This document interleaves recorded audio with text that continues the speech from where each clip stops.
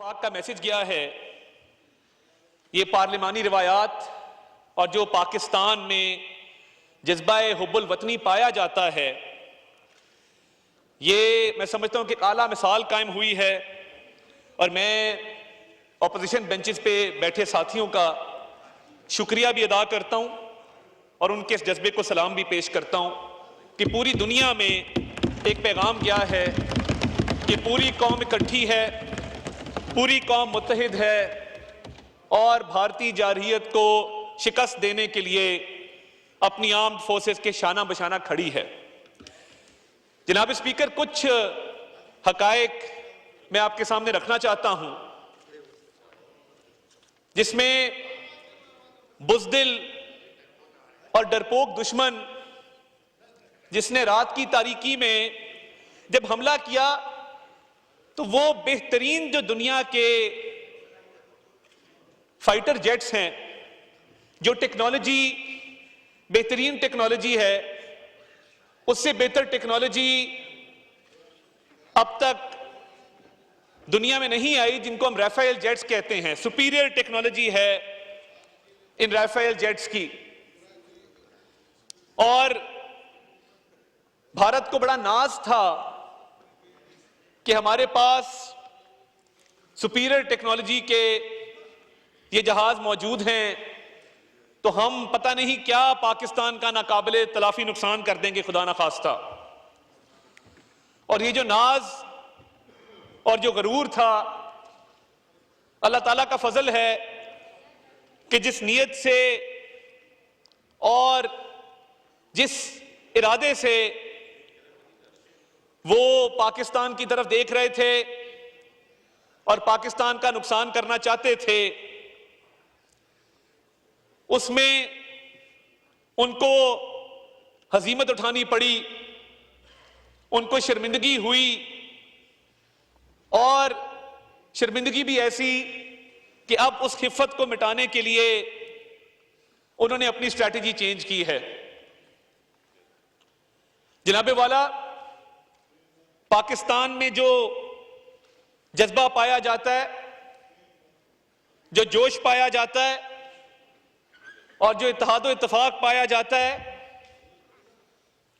ये पाकिस्तानी कौम हर ऐसे मौके पे, हर ऐसे वक्त पर ये इकट्ठी हो जाती है और ये 5 उंगलियां जब मुट्ठी बनती हैं तो ये ऐसा जोरदार मुक्का बनती हैं कि दुश्मन को दोबारा उठने की हिम्मत नहीं होती। तो मैं गुजारिश ये कर रहा था जनाब स्पीकर कि दुश्मन जो मक्कार है, बुज़दिल है, वो बेहतरीन टेक्नोलॉजी लेके आता है आपके खिलाफ। कि राफेल जेट्स हैं, बड़ा चर्चा था और बड़ा नाज था दुश्मन को इन राफेल जेट्स के ऊपर कि ये पता नहीं इतनी आला टेक्नोलॉजी है तो हम शायद पाकिस्तान का नाकाबिले तलाफी नुकसान कर देंगे, खुदा ना खास्ता। मगर जब उसने पाकिस्तान की तरफ मैली आंख से देखा और इरादा किया कि पाकिस्तान का नुकसान करे, हमारी आर्म्ड फोर्सेस का रिस्पॉन्स बेफिटिंग था।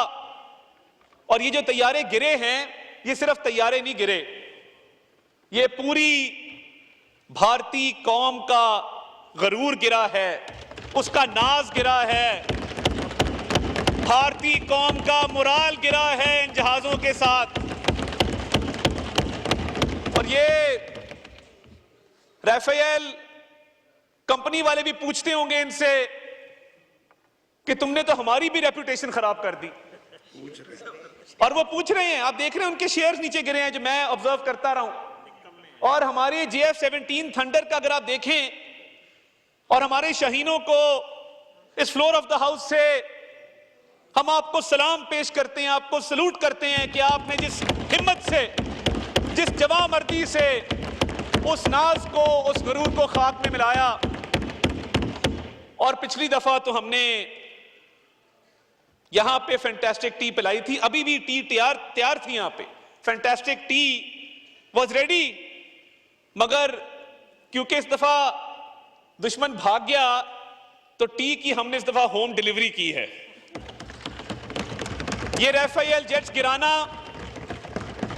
कन्वेंशनल वॉरफेयर के अंदर पाकिस्तान की सुपीरियरिटी को एस्टैब्लिश करता है कि पाकिस्तान की मिलिट्री कैपेबिलिटी भारत से कई गुना बढ़ के है। और अगर कन्वेंशनल वॉरफेयर को देखा जाए तो तारीख भरी पड़ी है इन मिसालों से जहां पे हमने उन्हें शिकस्त फाश दी है। और जो पाकिस्तान का रिस्पॉन्स रहा है जब ये जेट्स गिरे हैं, और मैंने आपको कहा कि ये जेट्स सिर्फ नहीं गिरे राफेल, इनका मोराल भी गिरा है, जिसकी वजह से इनकी ना दोबारा हिम्मत हुई और ये अब बैकफुट के ऊपर गए। और अब इन्होंने उस खिफत को मिटाने के लिए क्या किया है और उस शर्मिंदगी को मिटाने के लिए क्या किया है कि अब इन्होंने अनमैन्ड ड्रोन भेजना शुरू किए हैं। क्योंकि इनके पायलट सब शायद कहते होंगे कि जी हम क्यों जाएं मार खाने के लिए, आपने तो कहा था बड़ी सुपीरियर टेक्नोलॉजी है। और भाई बात जहाज की नहीं होती, बात पायलट की होती है जो जहाज को उड़ा रहा होता है कि उसमें कितनी हिम्मत है, कितना हौसला है। तो ये अब क्योंकि दुश्मन बुज़दिल भी है और डरपोक भी है, तो उसने अब कहा कि चलो हम स्ट्रेटजी चेंज करते हैं और अनमैन्ड जो ड्रोन्स भेजे हैं, ये ड्रोन्स के राफेल हैं। ये भी मैं आपको बता दूं, ड्रोन टेक्नोलॉजी की अगर आप टेक्निकल स्पेसिफिकेशंस देखें तो ये ड्रोन टेक्नोलॉजी में ये हेरॉप ड्रोन जो है ये इजरायली ड्रोन है और ये टेक्नोलॉजी वाइज ड्रोन्स का राफेल कंसिडर होता है। तो मुझे आपको बताते हुए ये खुशी महसूस हो रही है कि जब वो डर गए और उन्होंने अपने जहाज और पायलट्स वो ना भेज सके, क्योंकि हम 5 गिरा चुके थे अल्लाह ताला के फजल से, और हमने 7 ड्रोन भी गिराए थे जिस रात ये इन्होंने राफेल से हमला किया। तो अब ये जो 25 ड्रोन आए हैं जो ये समझते हैं कि जी बड़ी top of the line drone हैं, हमने 25 ड्रोन किस तरह गिराए हैं ये भी मैं आपको बताना चाहता हूं। कुछ हमने इनको सॉफ्ट हिट दी है कि इन ड्रोन्स का को जैम करके गिराया गया है, और कुछ ड्रोन्स को हमने हार्ड हिट दी है कि हमने उनको अपनी एयर डिफेंस सिस्टम से हिट करके गिराया है। तो ये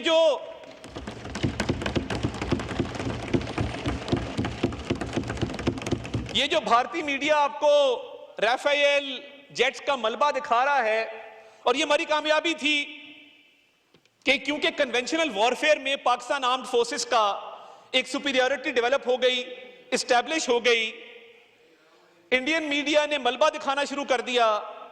ये छुपाना चाहते थे कि ये मलबा नजर ना आए, मगर मलबा जहाज का कैसे छुप सकता है। तो इंडियन मीडिया ने पूरी दुनिया को दिखा दिया कि पाकिस्तान ने हमारे जहाज गिरा दिए हैं।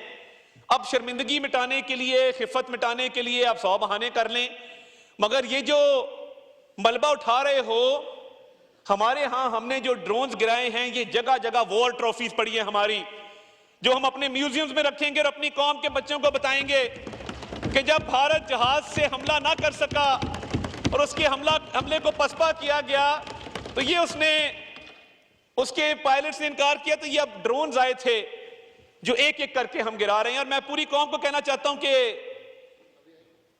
Armed forces are ready, armed forces are capable, और वो हम वक्त तैयार रहते हैं और आपके दिफा मजबूत और महफूज हाथों के अंदर है। और जिस तरीके से एयर डिफेंस सिस्टम ने इन 25 ड्रोन्स को काउंटर किया है through soft hit, through hard hit, ये मलबा गिरा हुआ है वॉर ट्रॉफीज के शक्ल में। और ये सिर्फ हमने एयर टू एयर मार या ग्राउंड टू एयर मार करके एक नई मिसाइल नहीं कायम की कि हम कन्वेंशनल वॉरफेयर में हमारी सुपीरियरिटी है। जो लाइन ऑफ कंट्रोल पे इन्होंने लॉसेस उठाए हैं भारत ने, और मैं आपको बताना चाहता हूं कि लाइन ऑफ कंट्रोल पे ना सिर्फ 40 से 50 इनके हमने भारतीय फौजी हलाक किए हैं, बल्कि जो इनके ब्रिगेड हेडक्वार्टर उड़ाया, और आपने वो आग देखी, मैं यूनिट की बात नहीं कर रहा। कन्वेंशनल वॉरफेयर में ये बहुत बड़ी कामयाबी होती है कि आप पूरे ब्रिगेड हेडक्वार्टर को उड़ा दें। इसकी मिसाल आपको बहुत कम मिलेगी जनाब स्पीकर। और जब और ये लाइन ऑफ कंट्रोल पे भारत के खिलाफ जो हमने कामयाबियां हासिल की हैं वो अभी जारी हैं। लाइन ऑफ कंट्रोल पे इन्होंने हैवी लॉसेस उठाए हैं और ये उठा रहे हैं लाइन ऑफ कंट्रोल पे, अभी भी उठा रहे हैं 40 से 50। और देखिए वो कहते हैं दुश्मन भी ज़र्फ वाला हो। हमने तो लाइन ऑफ कंट्रोल पे ब्रिगेड हेडक्वार्टर को टारगेट किया सेल्फ डिफेंस में, क्योंकि इनका अनप्रोवोक्ड अटैक था सिविलियन पॉपुलेशन के खिलाफ। इन्होंने क्या किया, इन्होंने सिविलियन पॉपुलेशन को, औरतों को, बच्चों को निशाना बनाया और हमने जो रिस्पांस दिया, बिफिटिंग रिस्पांस दिया, तो हमने जहाज गिराए हैं, हमने मिलिट्री इंस्टॉलेशन उड़ाई है लाइन ऑफ कंट्रोल पे, हमने इनके फौजी हलाक किए हैं लाइन ऑफ कंट्रोल पे। ये जवाब होता है और ये मुंह तोड़ जवाब होता है। और मैं, पूरी कौम जाग रही थी, हम भी जाग रहे थे, इंटरनेशनल मीडिया को भी हम एड्रेस कर रहे थे, बता रहे थे। तो जब वो सफेद झंडा लहराता हुआ नजर आया और पूरी दुनिया ने देखा कि वहां से माफी तलब की जा रही है, कहा जा रहा है कि बस कर दो, ब्रिगेड हेडक्वार्टर उड़ा दिया, बहुत हमारा नुकसान हो गया, तो ये सफेद झंडा जब लहराया गया, ये पाकिस्तान की फतह की निशानी थी, ये पाकिस्तान की कामयाबी की निशानी थी। और इन्होंने जो अभी सिखों के खिलाफ कार्रवाई की है, मैं बड़ा क्लियरली आपको बता देना चाहता हूं,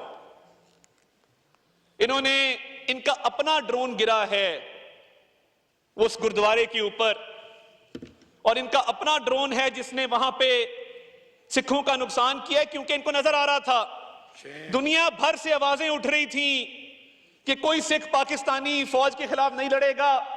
जो सिखों की परसिक्यूशन की गई कनाडा में, यूएस में, ऑस्ट्रेलिया में, पूरी दुनिया देख रही थी।